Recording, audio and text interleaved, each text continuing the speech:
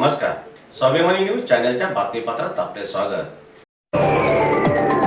महानगरपालिकेतील सफाई कर्मचाऱ्यांनी पुनर्नियुक्तीसाठी दिले धुळे जिल्हा अधिकाऱ्यांना निवेदन।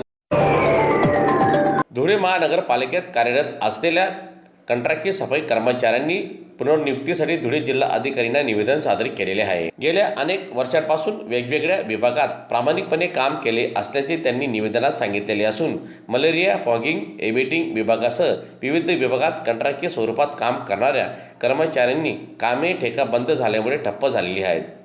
दरम्यान काम थांबल्यामुळे रोजंदारीवर अवलंबून असलेल्या कर्मचाऱ्यांना मोठा आर्थिक अडचणीचा सामना करावा लागत आहे। कोरोना काळातही जीवाची पर्वा न करता काम केल्याचे कर्मचाऱ्यांनी निवेदनात नमूद केलेले आहे।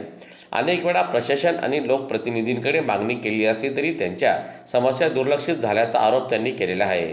त्यामुळे तातडीने पुनर्नियुक्ती देण्यात यावी अशी मागणी निवेदनाद्वारे त्यांनी जिल्हाधिकाऱ्यांकडे आज केली आहे। यावेळी निवेदन देण्यासाठी कर्मचारी उपस्थित होते।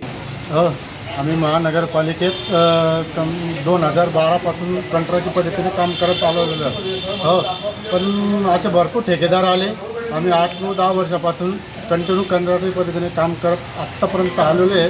पण सध्या काहीतरी कारणास्तव ठेका बंद पडल्यामुळे 2 वर्षापासून आम्ही उपासमारीमध्ये रोजंदारी हाताला काम नसल्यामुळे उपासमारीची वेळ आलेली। तर आम्ही आता सर्व कंत्राटी कर्मचारी माननीय कलेक्टर साहेब जिल्हाधिकारी साहेब यांच्याकडे निवेदन द्यायला आलेलो आहे। आमच्या मागण्या जर पूर्ण झालेल्या नाही तर आम्ही उपोषणाला बसू। हे आम्हाला शासनाला कळवायचं।